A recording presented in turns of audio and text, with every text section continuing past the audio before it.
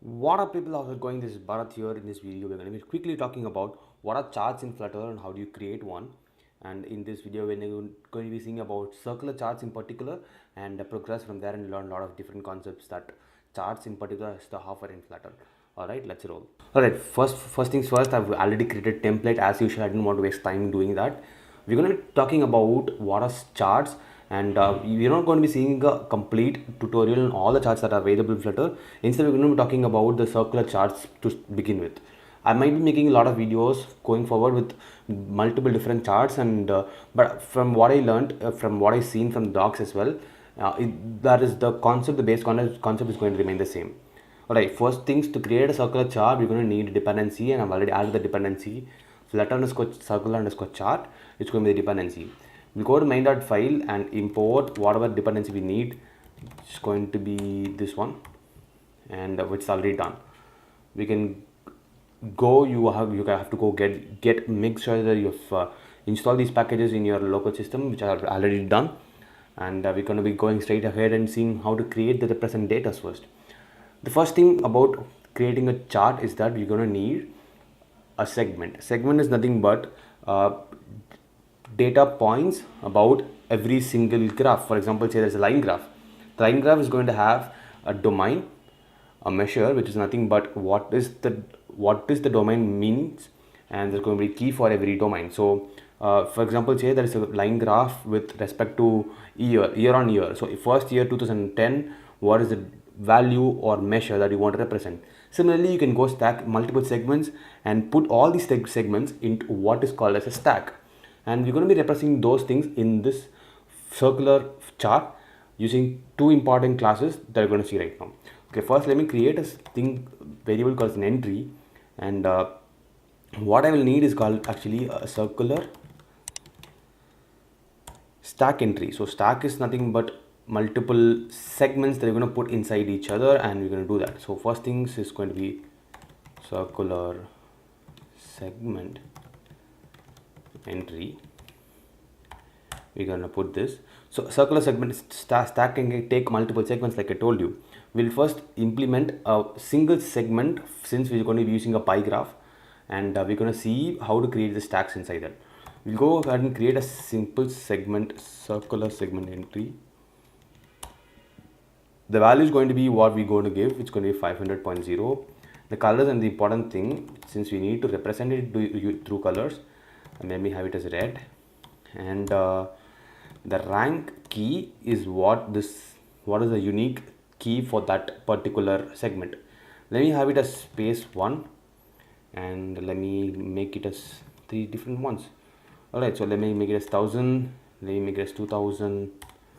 It's going to be space 2, 3, and blue and green, so that we can have a good representation of what's happening.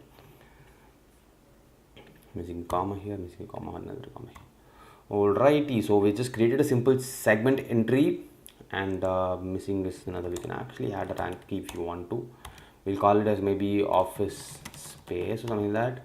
So this specific entry is going to have a meaning.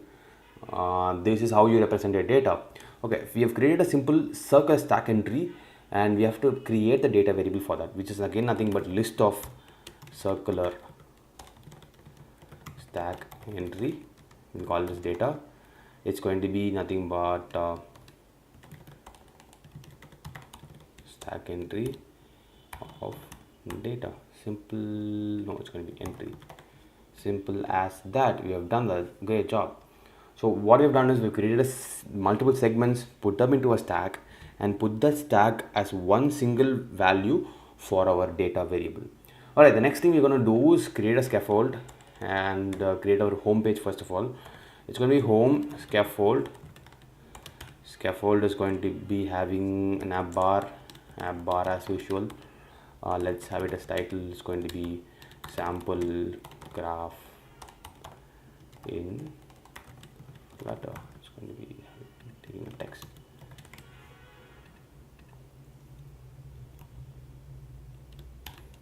Good.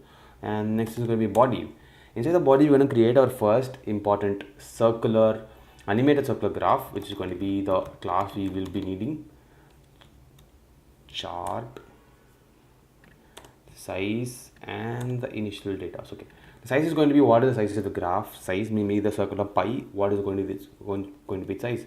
You can just directly call a size of say 450. It's going to be double, so 450 point, let me have it as a big graph, and the chart data is nothing but what we have given here. Just put that here. And there's another thing of chart type. We can have it as pi for now and see what happens if you switch to radial. And that is it. We have just created a directly simple graph in less than 2 minutes. It's a great job, guys. Run this application. I have already had the simulator running. I'll just run this application again. And did you see the graph? Did you see the change? It animated as a graph. It came, it did the swiping thing, it's a circular thing, and it switched to a graph. You can actually switch to another thing as radial as well.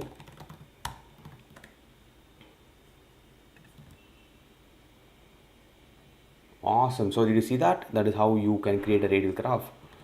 Another important tip that you have to understand is, say for example, if you have multiple entries here, the radius is going to be becoming smaller and smaller and smaller, and you can have multiple radials inside this graph, and it's going to be represented in that way.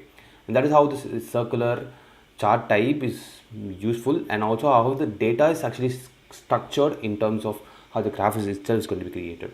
Like I told you, all the graphs in Flutter is going to be similar in terms of how they're created. They have 4 important variables. The first variable is going to be what is called as the measure, what is the value of that, and what is the domain. For example, here it's going to be space 1, and what is the color of the graph, and finally we have a key. If you've given us a space 1 here, it's going to, you can also be taken as a domain as well. So that are the 4 things that any graph is going to require, and circular graph is no exception.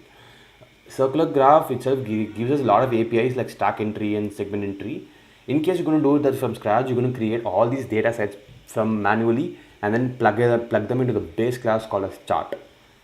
You can see all of that. Maybe I will make another video, complete video on that, but I thought circular graph is going to be a very, very good starting point to get into charts in particular. Alright guys, that's it from the video. I hope you like this video. If you do not forget to like and share, but also subscribe so that I can make lot of such videos.